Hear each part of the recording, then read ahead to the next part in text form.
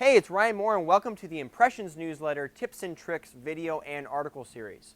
Today we're going to cover curing ink. Curing plastisol ink is always a little bit changing due to environmental conditions, also the properties of the ink. Now, recently, phthalate-free inks have been coming out more and more into the market because they're pretty much regulated by environmental standards on clothing. So all your ink manufacturers have been switching over to environmentally friendly ink. That does change the consistency and the curing parameters of ink. Now, the curing itself stays the same, pretty much 320, 325 degrees through the entire ink surface, or the ink film is what the ink manufacturers refer to it as. However, the consistency sometimes change, so you do need to make sure that you're storing your ink in room temperature. If it is very, very cold, you want to bring it up to room temperature before you use it. You will always want to stir your ink vigorously. Now, when we say vigorously, we mean very, very hard. So if it's a small container, you might be able to do that manually with a spatula. But if it's a big container, you want to get an ink mixing drill bit, a paint mixing drill bit, put it on an electric drill and just mix that thing up real, real good to modulate the ink, to activate the molecule movement within the ink so it's much easier, flows easier through your screen.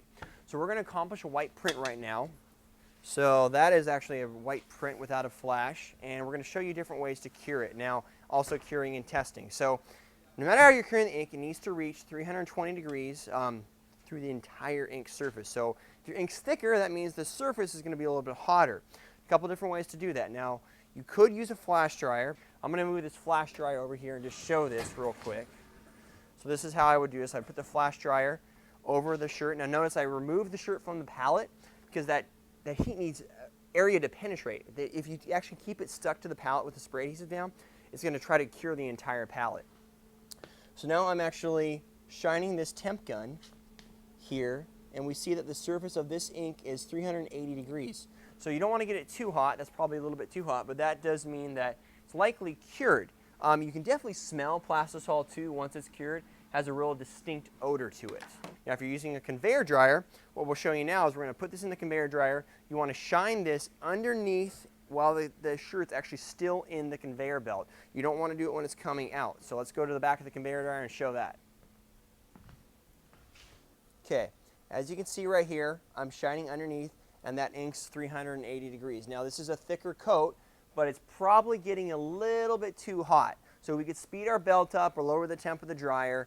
It's not going to kill the ink if it gets too hot, but don't need it to be like with ink like this. The ink surface definitely doesn't need to be that hot, but the whole entire body of the ink, so depending on how thick your ink, needs to reach that 320, 325 degree curing point. And once again, I can smell this. I can definitely smell that it's cured. But the trick is when using a temp gun, to shine it underneath the dryer like that to ensure that you're actually getting the ink while it's in the dryer, not while it starts to cool down when it comes out of the dryer. So the best actual way to ensure that your dryer is getting up to temp is to use a donut probe. I don't have one with me, but it's basically like a probe that you set on your dryer belt. It goes through your dryer and can actually give you a very, very accurate reading of how hot your dryer is getting. Okay, step 2 for testing is to do a stretch test. You have a thicker coat of ink, like this white ink right here. What you can do is you can actually stretch the ink slightly, because this ink is plastisol. It should stretch and not break apart. Now, if there's not a lot of ink on the shirt, it's going to break apart either way because, for instance, if you're going through like a high mesh screen, 230 and above, or if it's going on a light garment, you're not putting a lot of ink down, you're not going to be able to stretch test it. So this only works with thicker inks.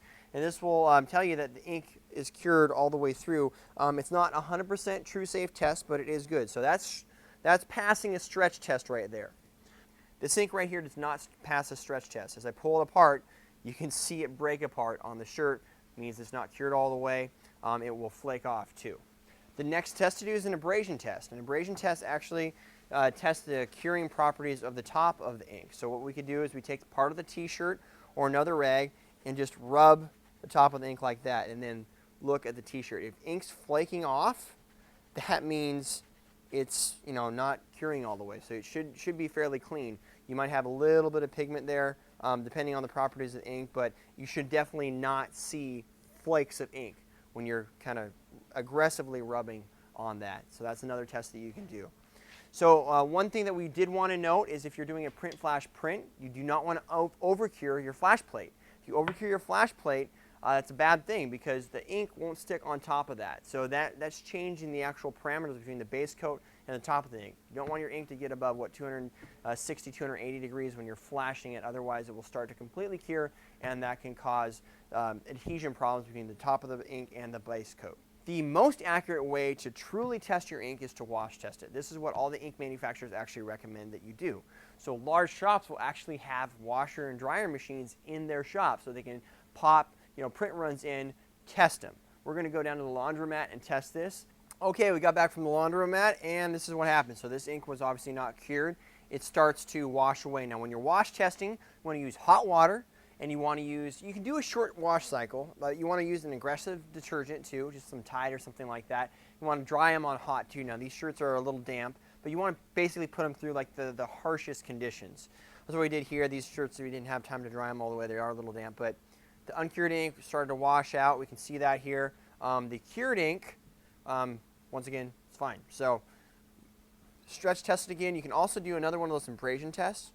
So scraping the ink a little bit, seeing how it resists, and obviously that ink's fine. You can tell here, if I do that, it's coming off. We actually see flakes of ink coming off onto the shirt. So you can tell that ink's not cured all the way. Now once again, ink manufacturers do say wash testing is the only way to 100% truly ensure that your ink is cured all the way. You can use those other methods as well, but if your ink's not cured, it's going to wash off the shirt. So this is very, very important, especially now these days that ink manufacturers are changing the way they manufacture ink. That does change some of those curing parameters. So testing before you go to production is always the sure, safe way to ensure that your customers get what they ordered.